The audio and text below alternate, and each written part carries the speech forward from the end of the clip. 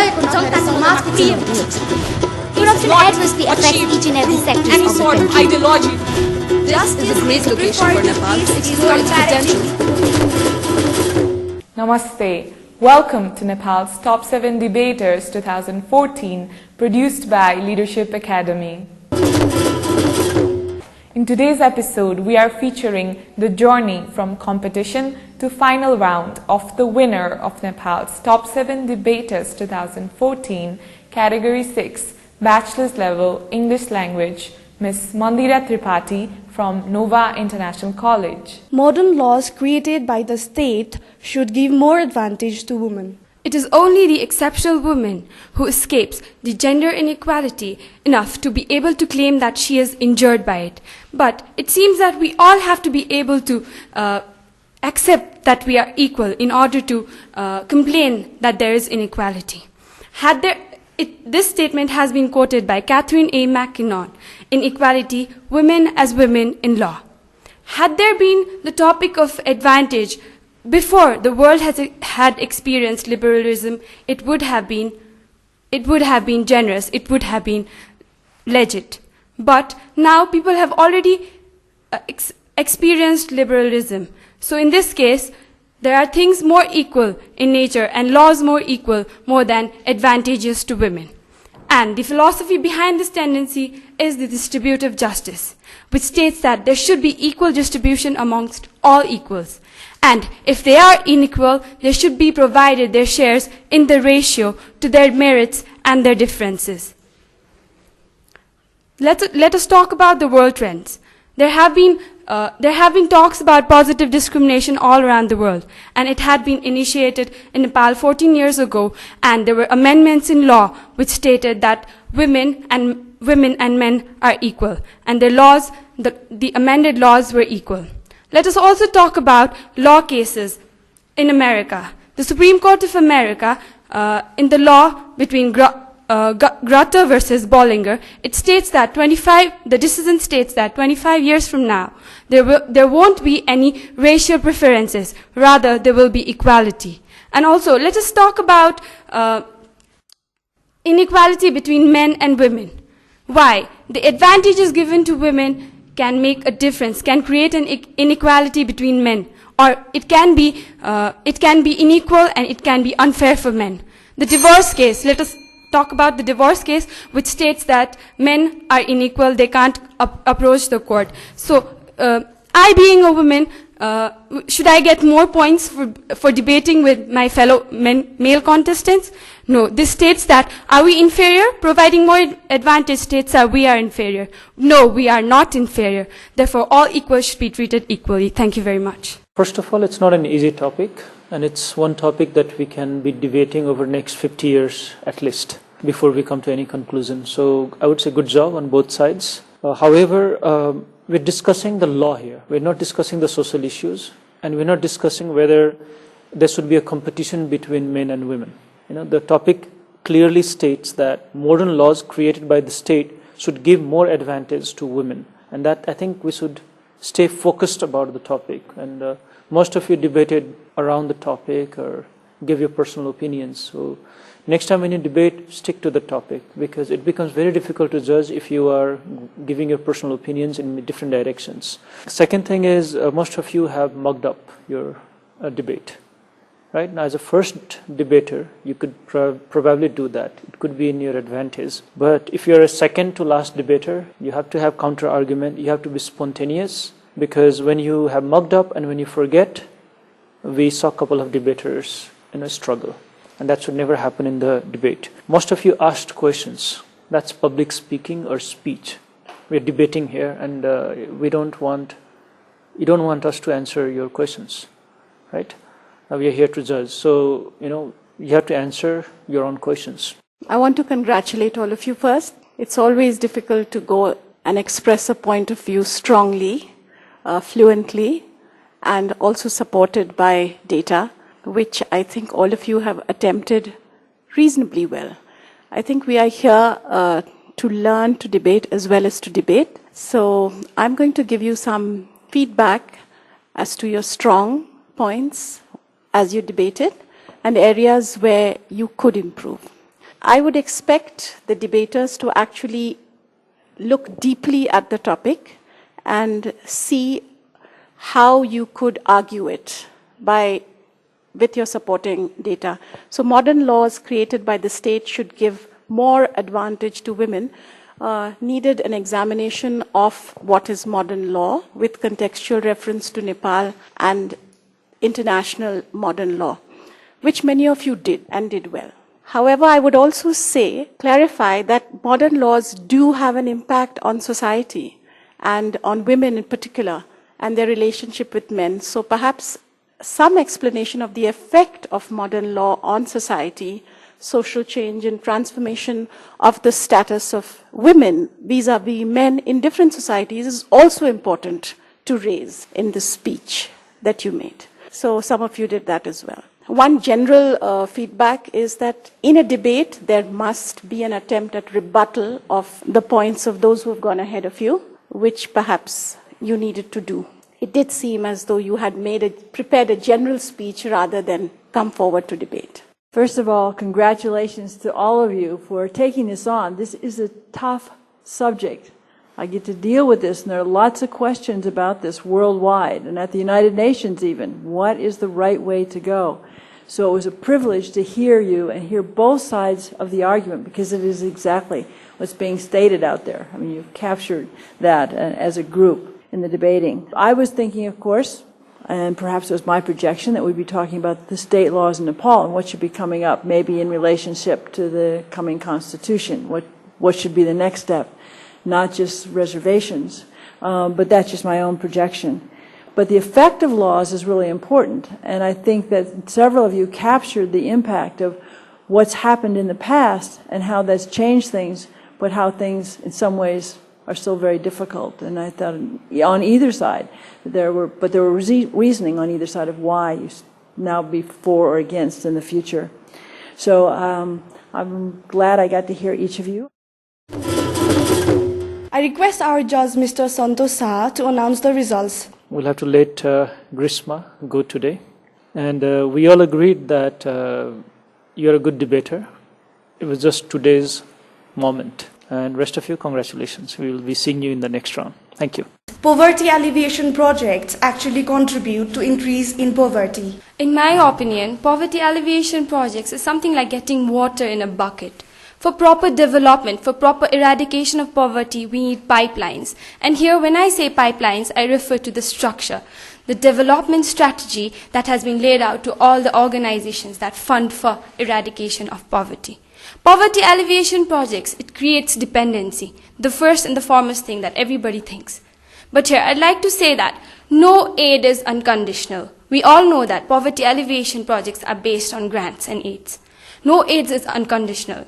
That means that when people get grants from international organizations, they have various conditions that have been laid out to the ones who are going to handle and tackle the poverty alleviation projects. Here, the ones who lay out the policies might not know what is the critical source of poverty in the impoverished areas. So one thing that is a failure of a poverty eradication project is that people don't have access to the actual impoverished area.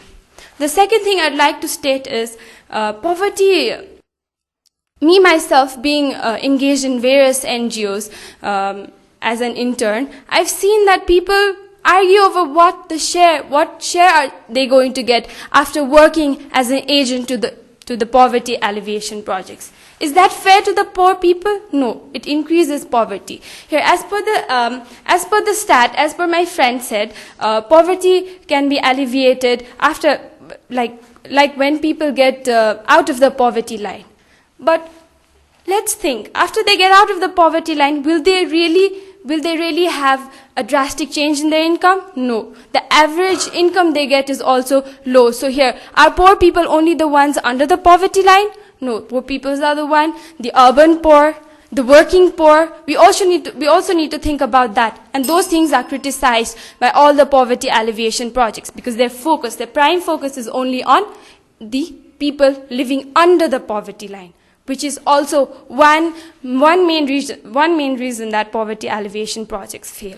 Here, it also tends a nation to get loan in terms of development. Here, even if the people grow out of the poverty line, even if the people start getting more income, if the nation itself is poor, poverty exists everywhere. Therefore, I focus that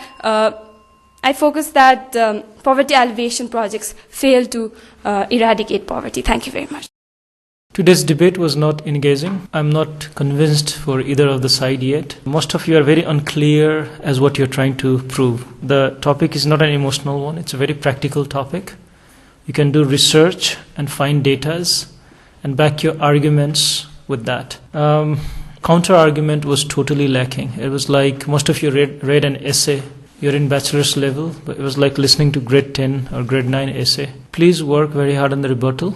And the topic is not whether the poverty alleviation projects are good or bad, or how we should help poverty alleviation. That's not the topic. The topic is whether poverty alleviation projects are decreasing poverty or increasing poverty. So this is something that you have to be very specific about. I'll have to agree with Santoshi because I was not really convinced.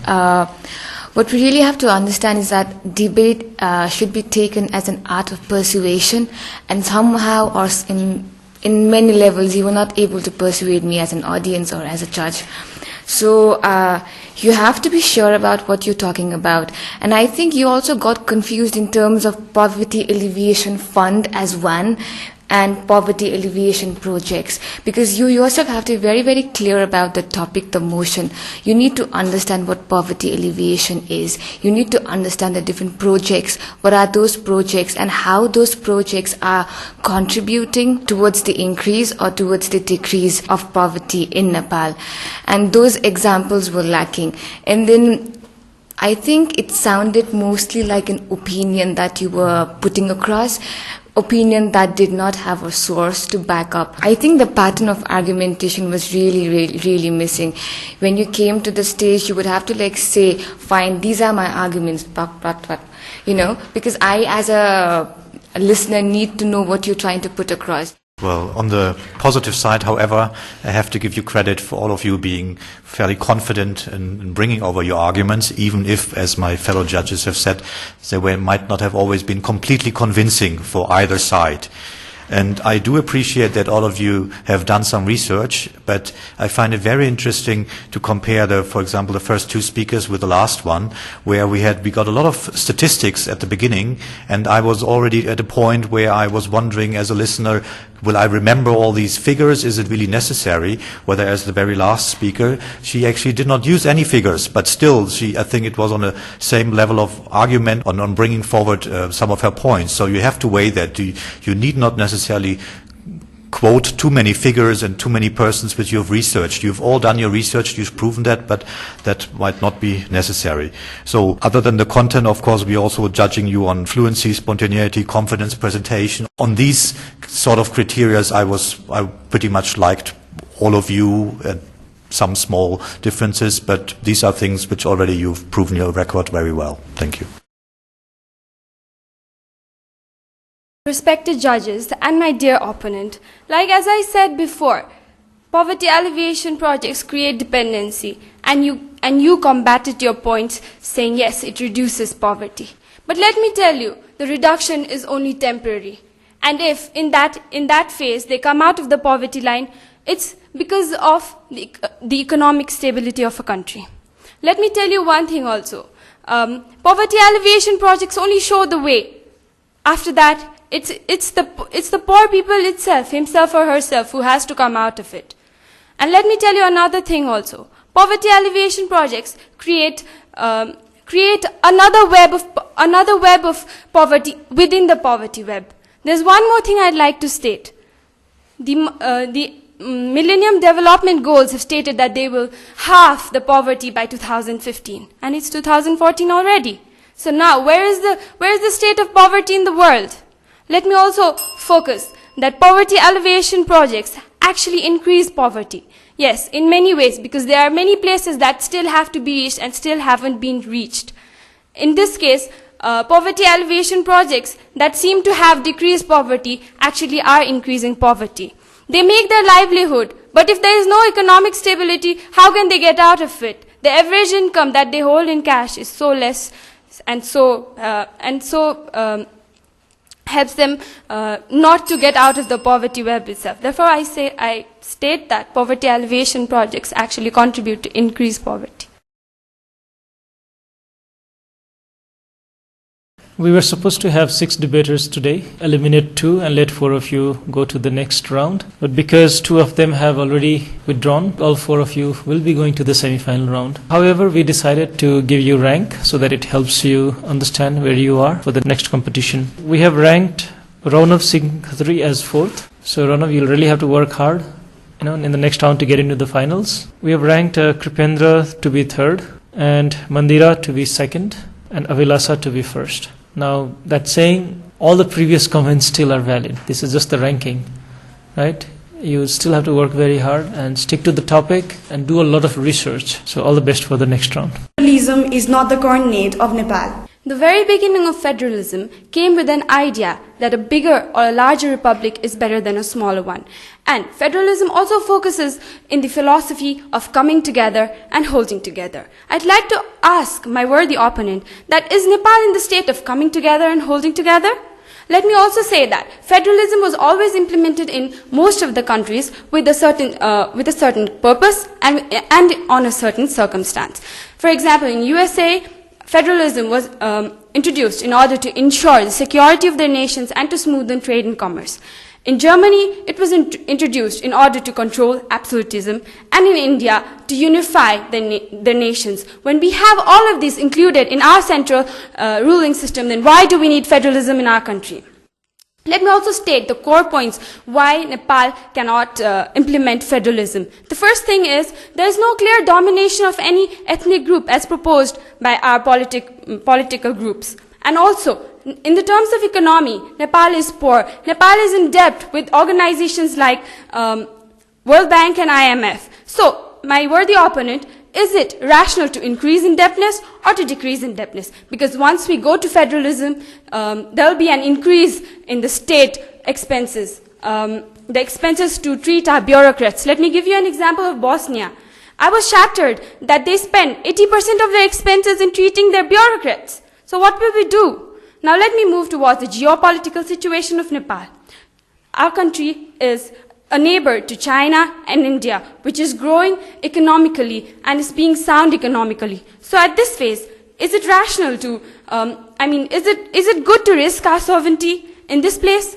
No. My worthy opponent, you also said that federalism improves the economy. It gives a very good platform to people. And you also gave me examples of many rural areas of Nepal. But let me tell you that there are failed federalisms in country as well. There are countries that started with minimum of states and now has increased. For example, in India, it started with 11 states, it has 28 states, and now the Nepalese of Indian origin are fighting for the next state. So, what if we divide our country in that basis? Will it be rational? Will it be good for our country? What if our country starts from certain number and end up in the majority of our ethnic groups? Therefore, my friend, federalism is only a way of administering your country or our country. It is not a miracle. That's why I'd like to focus that. Why mend if it ain't broken? Instead of that, we should focus on making our constitution, which has been lined up, which has been pending, and the dates are being increased, and we even went for the second election. So therefore, I'd like to say that our country needs a proper constitution. The law of the land should be preserved and protected because it can be amended as per the need of the citizen. Thank you very much. First, I want to say it was a really interesting topic, and you all were great, I think. I gave you all great marks on confidence, presentation. It was clear. You were able to build great arguments. With all that, I have a few remarks. The first one is that the topic is federalism is not the current need of Nepal. What I understand from that is it good for Nepal right now? Or maybe it was good for Nepal 20 years ago, or will be good for Nepal in 10 years from now? And I think all of you kind of missed it. Maybe not all, but most of you did. And second is when you are giving a comparative argument, you are comparing Nepal to a different place. you should also explain why does it make sense to do the comparative. Does it make sense to compare Nepal to the USA or to Germany? I'm not so sure. So some of you did explain why are you comparing it to Micronesia, for example, but not all of you.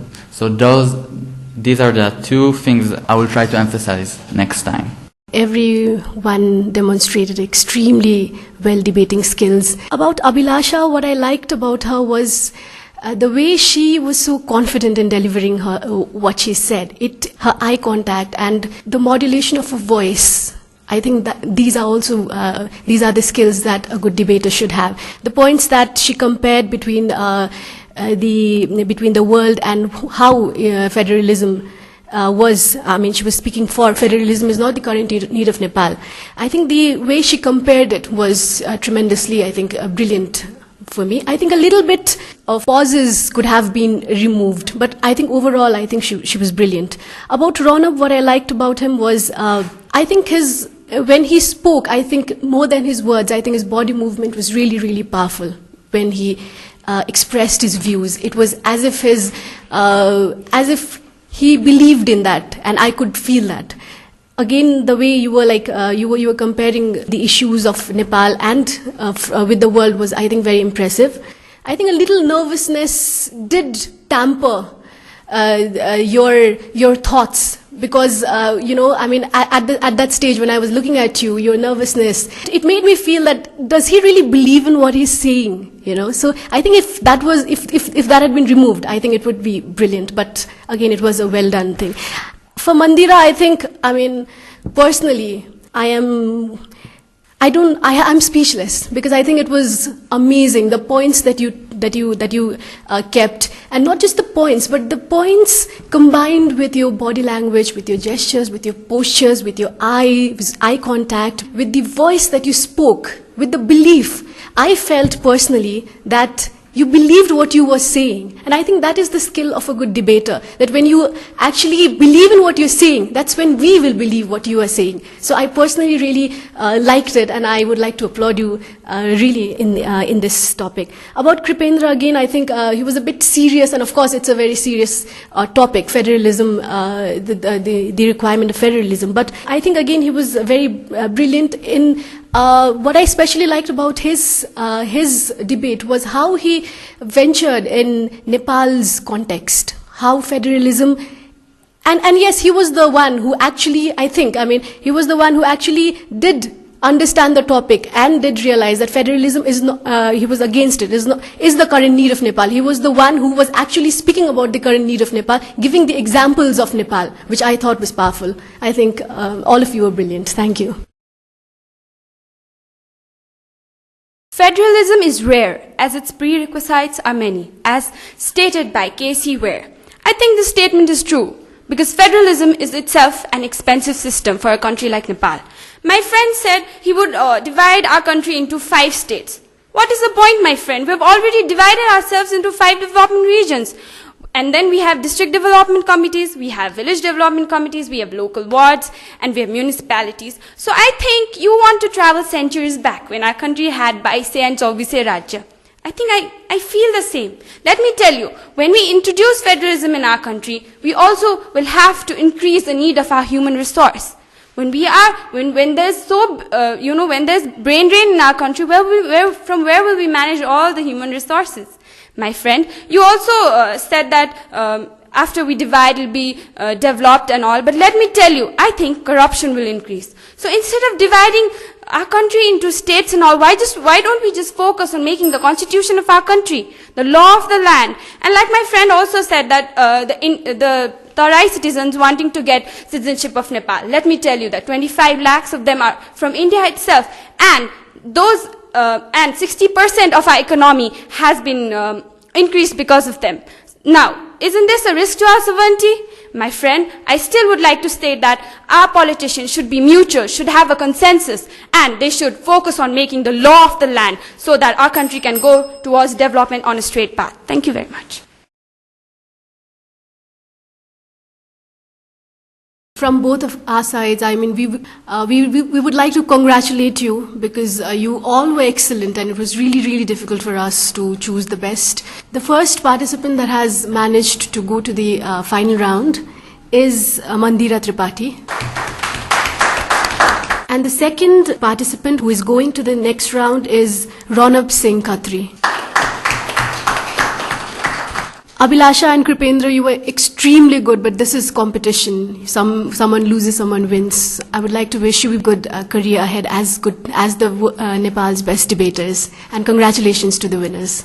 Import of food should be banned in Nepal. My worthy opponent, economy doesn't run on arbitrary principles. It has its own root and its own fundamentals. By saying this, I would like to say a few statements.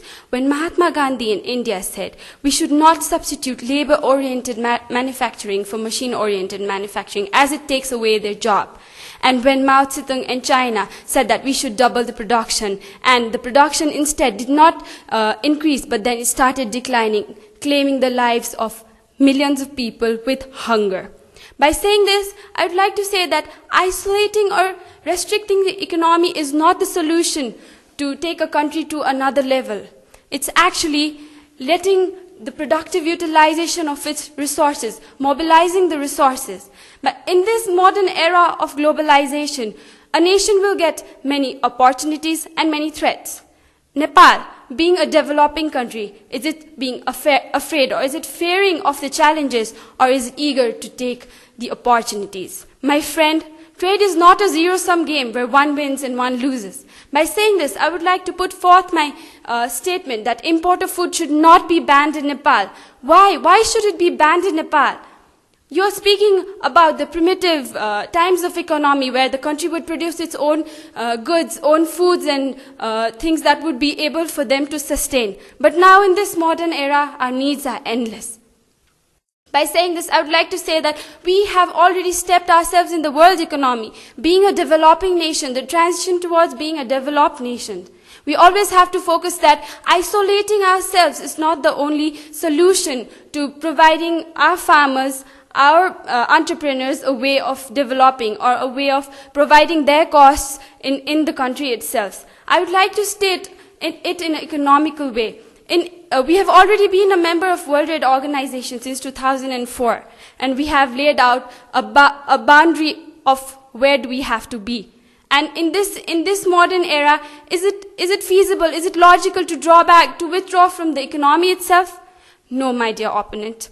I would like to tell you that yes, Nepal is developing in a slow pace, where the cooperative farmings are also booming. Here, till date, as the survey, we have more than 3,000 numbers of agriculture cooperative, more than 700 dairy, more than 200 agriculture fruits and vegetables, and more than 100 tea. Instead of banning the imports of food, we can actually encourage our farmers to produce more. The import substitution is not the only solution. Here, by saying this, I'd like to give examples of emerging nations, the Asian tigers, where they have been export-oriented, producing their own goods and exporting to other nations without restricting the import. My friend, I would like to put forth my legal topic as well about the food rights. Where is the consumer's food right? Therefore, we should not ban the import of food in Nepal. Thank you. In a case between Madhav Kumar Basnet and Madhav Kumar Basnet versus Prime Minister Girija Prasad Koirala and other ministers, the case stated that out of 75 districts of Nepal, 32 were facing food deficit and 10 districts amongst them were facing acute scarcity. My worthy opponent, is national sovereignty beyond the lives of their citizens? My worthy opponent, where is the food right as stated by the Constitution of Nepal, Article 18.3, that every citizen has the right to food sovereignty as for stated in the law?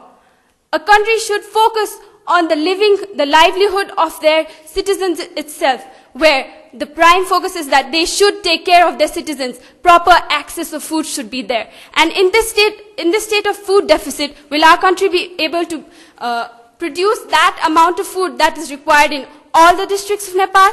I would like to ask my opponent, please, can you tell me that do we have that ample amount of cultivation area in Nepal? Thank you very much. In Mandira, you're doing very well as well, very impressive. Your body language is equally good and you're very assertive as well. So you have the conviction to yourself as well. But time management, I think, is something that you will have to watch out. And Mandira, you've done excellent. I'm really impressed with the way you presented yourself, and you have the kind of confidence that you've shown on the stage. I'd like to appreciate that. Having said that, you also have several points to raise, but within the given time, you should be able to bring in the best ones that can impress us, the judges, right? So you could, because we are global kind of the world today, global village, we cannot be banned. We cannot be restricted. The society or a country cannot be isolated.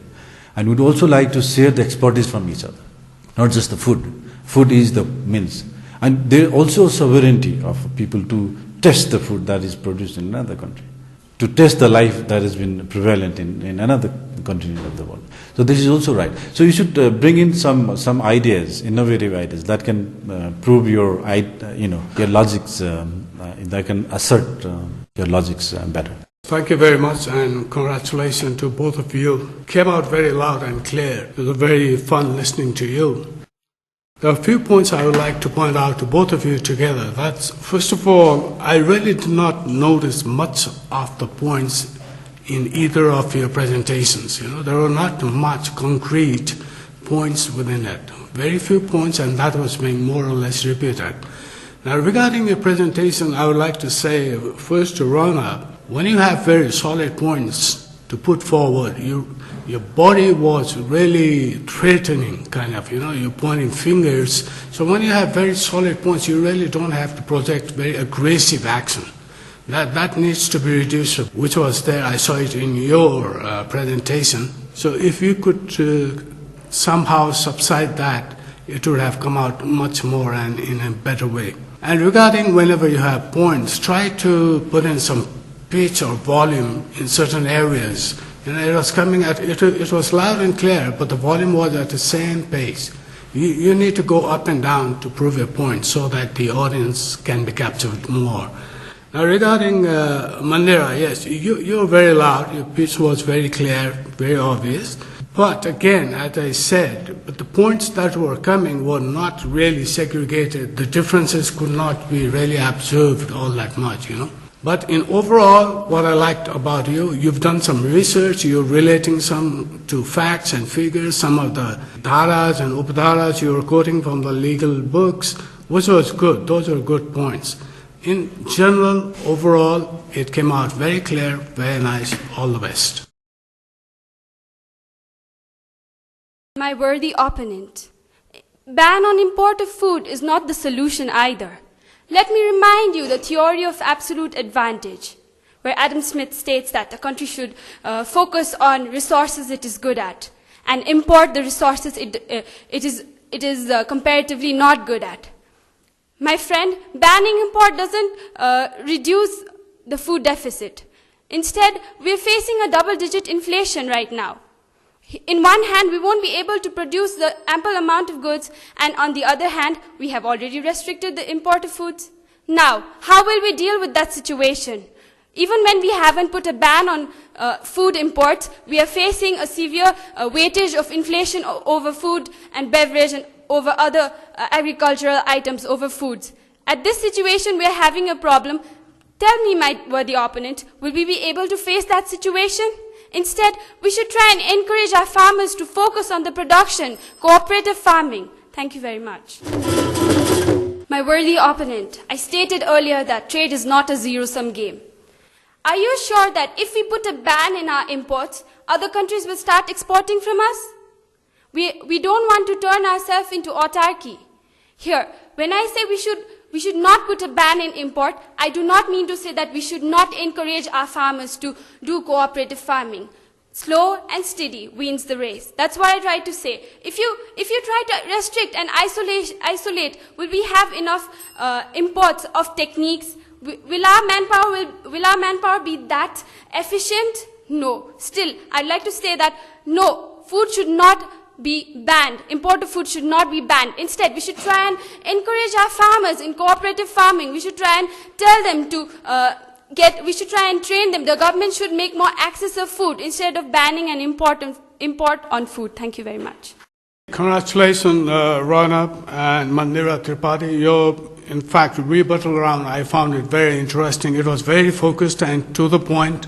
Congratulations and best of luck to both of you. Thank you. Mandira and Rana, both of you have done wonderfully well. I'm satisfied with the kind of presentation you have given. And you have all the potentials to be the greatest debaters of this nation or beyond the nation.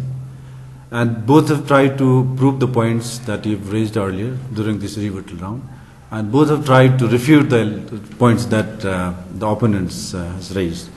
You both have done well. Congratulations to you both. Congratulations, both of you.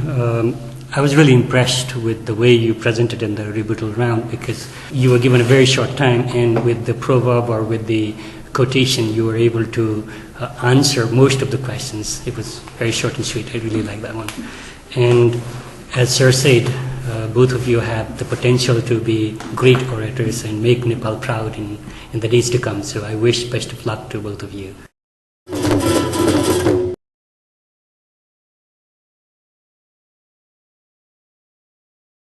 The winner is Mandira Tripathi. I'd like to congratulate her. And the runner-up obviously is Rana Singh. Congratulations to you.